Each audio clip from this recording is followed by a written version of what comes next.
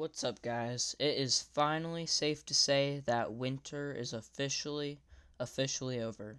The groundhog was finally right, and here in Indiana, we definitely saw 6+ more weeks of winter. Anyways, now that winter is officially over, it is time for the winter weather tornado recap. We are going to recap all of this weather via tier list, because why not? The first notable storm of the year happened on the date January 3rd through the 5th. The storm was a big-time blizzard that brought along with it snow, ice, and a couple of EF2 tornadoes. This storm system hit the Pacific coast and produced the very first tornado of the year. This EFU touched down in rural Tihamu County and caused no damage. The storm system continued to move east and caused the SPC to issue an enhanced risk for January 5th, accompanied by a 10% hatched risk for tornadoes. This storm passed through and produced 14 tornadoes, most of whom were EF1s. This storm also produced a high-end EF2 that completely destroyed this mobile home. This storm wasn't over yet, though. It forced the National Weather Service to issue the first PDS tornado warning of the year with a EF1 near Pulahatchie. This storm ended up causing 1 indirect injury and 0 deaths.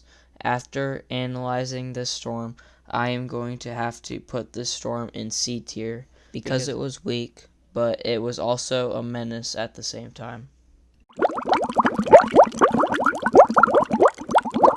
After almost a full month with no severe weather, it was time for the atmosphere to give us a storm. It gave us that winter storm along with 8 tornadoes. The SPC issued a marginal risk with a 2% chance of tornadoes.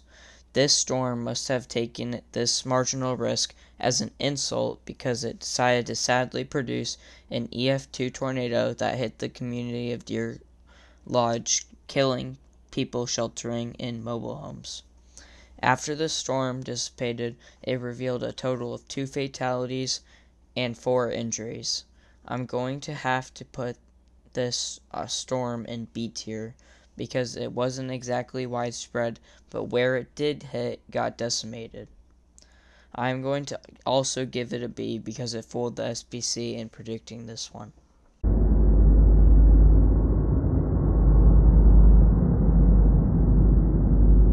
February 11th is special because it is random. The SPC issued this, and I want you to guess where a tornado took place. Yup, all done? You guessed wrong. Unwarned tornado took place in Florida and injured 3 people. This EF1 storm definitely had the surprise factor, but didn't have anything else. So I'm going to put this storm in the ugliest tier on the tier list at an E. You know what? I might know why the SPC wasn't locked in. It's because they were worried about the following day.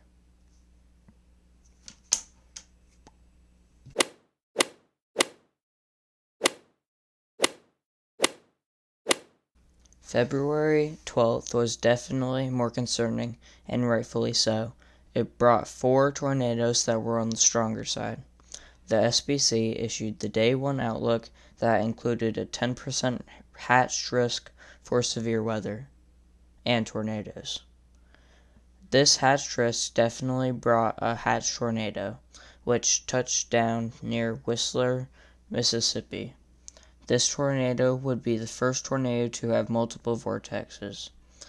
This tornado used these vortexes to destroy many mobile homes. Man, oh man, why the mobile homes? Why? Of everything these tornadoes could hit, it has to be the mobile homes. The ones that aren't good with tornadoes, like the ones that you have the least chance of survival. Anyways, this storm would go on to produce a low-end EF2 that made the National Weather Service issue the rare PDS tornado warning. Luckily, nobody died in the storm, but it did cause 3 injuries. And with that, I'm going to put this storm at a B.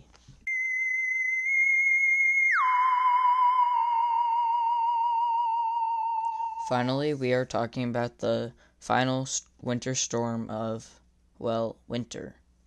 I'm talking about the February 13th through 16th storm complex. This storm wasn't special for its strength, but for the sheer number of tornadoes it produced. It produced a total of 23 tornadoes. The SPC issued this outlook for the main threat day, which was February 15th. This storm brought numerous tornadoes, including 2 EF2s and 15 EF1s. Luckily, this storm was relatively harmless except for 2 injuries. The last storm of winter, after careful consideration, will go in C tier. Alright guys, that is the winter weather ranking for this year. Please like and subscribe for spring's edition of this. And, by the way, I left in my answer for the 1 gorilla versus 100 people in this video somewhere. Go back and watch again to see if you can find it.